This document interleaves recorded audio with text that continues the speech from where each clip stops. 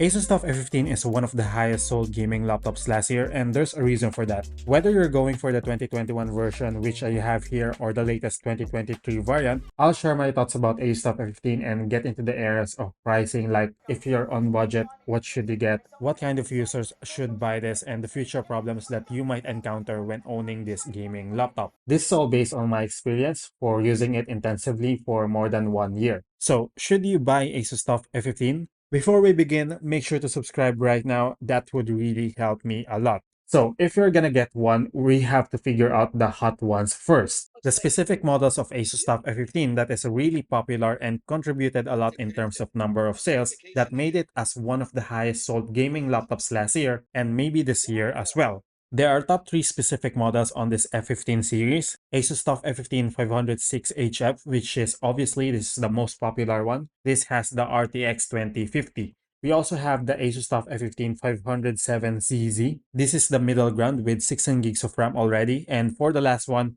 ASUS TUF F15 FX506HEB, that is only the Core i7 on this top 3 popularity list. It's a good choice for you to stick around with these models. The other ones are not bad, it's just we're placing a baseline here. If the specific model you're looking at was not widely talked about in this video, let me know in the comment section so I can help you, especially that I know the ups and downs of this gaming laptop for using it for 1 year and 6 months. So what's the best ASUS TUF F15 for you? There are two kinds of people here. One is people who's on budget, and the question that they're asking is, what's the specific model that makes their purchase really worth it? And the other one is those people who has a lot of money and they just want ASUS TUF F15. And the best way to do this is figure out the best on each category. For the budget ones, ASUS TUF F15 506HF again, which has the RTX 2050, and obviously this is the most popular on this full lineup. For the rich ones, last time that I checked, the best one that they're officially selling right now is the ASUS TUF F15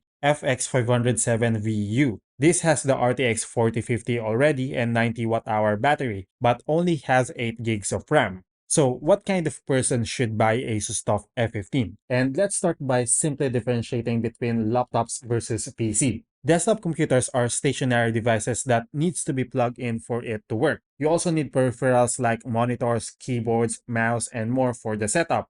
On the other hand, laptops also rely on power outlets just like desktop computers, but has the ability to be portable and used for quite some time without plugging it in. It also has almost everything built in from webcam, trackpad, speakers, and so on. If you widely want to talk about laptops versus PC, I already have a video for that, so I'll put the link in the description just in case you're interested. Moving on, gaming laptops.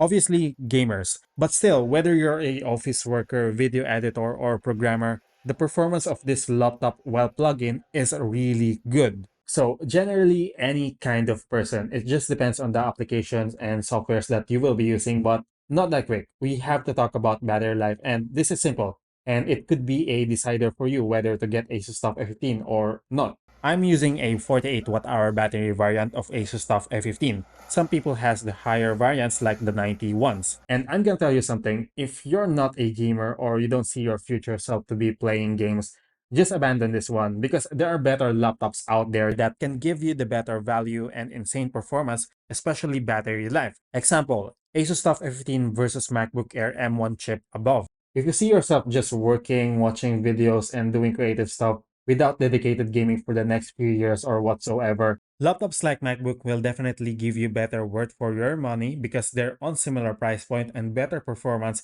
especially the battery life. They are unmatched and I can't help but recommend it. Let's put this simple. The ASUS TUF F15 48 watt-hour battery variant lasts around 2 to 4 hours and 90 watt-hour variant might double that or somewhat close. But with MacBook Air M1, mostly it lasts around 8 to 16 hours depending on usage. It can also play some games, but not as much as gaming laptops, but still you get the point, right?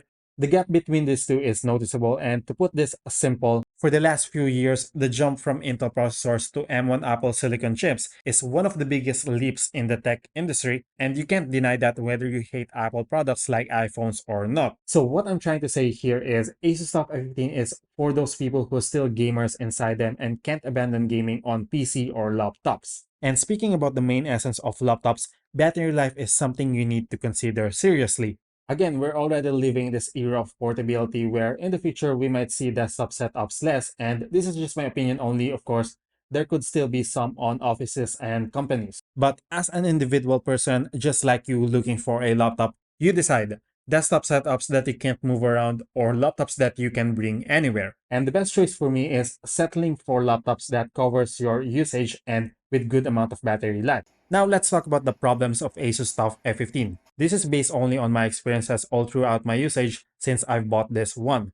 I've been using this for 1 year and 6 months, and there are three problems that I want to talk about, but two of them I don't really consider them as a problem. I've just put it here because there are issues that heavily depends on how a person sees them through their own perspective. The main problem that I've encountered and definitely considered as an issue myself, and other ASUS TUF F15 owners as well experience this, is Wi-Fi disconnection. There are two kinds of specific situations that this happens. First one is the Wi-Fi disconnects itself and the availability vanishes from the system settings, control panel, or quick panel settings. This happens because the Wi-Fi driver version you're using has some compatibility issues with Windows 11 or whatever version you're on. The second one is when your Bluetooth is connected to something, the Wi-Fi vanishes itself again for no reason. Same as the first one, but this one is more like a rare situation. There are some ways to fix this, and I've already said it on some of my videos. I put the link in the description. Check that out if you're facing the same problem. But of course, there are other ways as well, like changing your Wi-Fi card and so on. But again, let me clear this one. I've already fixed this before permanently,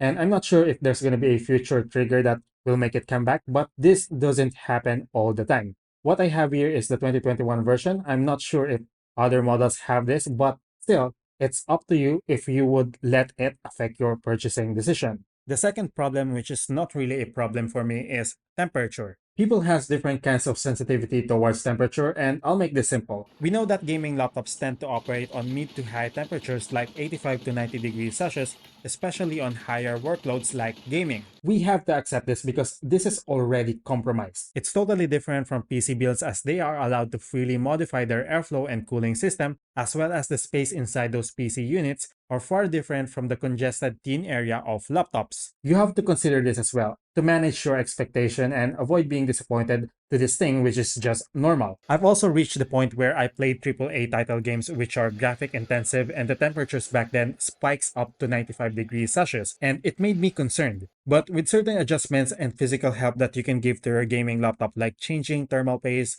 elevating the position for better airflow and investing on a laptop cooler, that will definitely help your gaming laptop in terms of temperature and stability on performance. You can refer to some of my videos like ASUS TUF F15 Performance Test and Ultimate Gaming Test if you want to know the exact FPS benchmarks on those specific games that I've tried and temperatures as well. I'll put the link in the description. But here's the last thing that I would say about temperature based on my experience for 1 year and 6 months. The temperature mostly plays around 75 to 92 degrees Celsius depending on what games you are playing. This is normal and there's nothing to worry here as long as it's not accompanied by lags, huge FPS drops that feels different from stutters, freezing, system overload, blue screen of death, immediate shutdown out of nowhere, and more. That is the only time that you should be really considering on checking out for problems. As for mine, I haven't changed thermal paste yet, and the reason for that is there's really nothing happening here. To be honest, it's too boring. Every time I play games, same performance, same temperatures, no problem at all. For the last one, battery life. I also don't see this as a problem because I already know beforehand that this 48 watt hour battery variant can perform only ranging from 2 to 4 hours of battery life. Again, manage your expectation. If you still want gaming and somewhat good battery life, you can go for higher battery variants such as 76 and 90 watt hour. But if gaming is somewhat you don't really prioritize, then it's enough reason for you to stay away from ASUS TUF F15 or other gaming laptops out there that is similar to this. Again, just to give you a wide scope on difference between ASUS TUF F15 48 watt hour battery variant versus the MacBook Air M1 49 watt hour battery. Of course, there's a lot of things need to talk about that comparison, but on simple terms, it's 2 to 4 hours versus 8 to 16 hours. This is a huge gap and it's a no-brainer that if you don't have any inch for gaming anymore, this is the best in value laptop that you can get. Of course, for the pricing, they are similar. They both currently retail at $999 US, but with ASUS TUF F15, it's only 8 gigs of RAM and 512 gigs of storage. For MacBook Air M1, it has 8 gigs of unified memory and 256 gigs of storage. For this video, I'm not gonna dig deeper onto this, but you have an idea already. So what do you think? If you're eyeing on some ASUS TUF F15 models, would you get this gaming laptop? Or if you already have one, please share your experiences with it. I would love to hear that. If you have any questions or suggestions, just comment down below. If you enjoy this content, drop a like on this video and don't forget to subscribe. I would really appreciate it. So once again, Hermes here. Thanks for watching and catch you guys on the next one.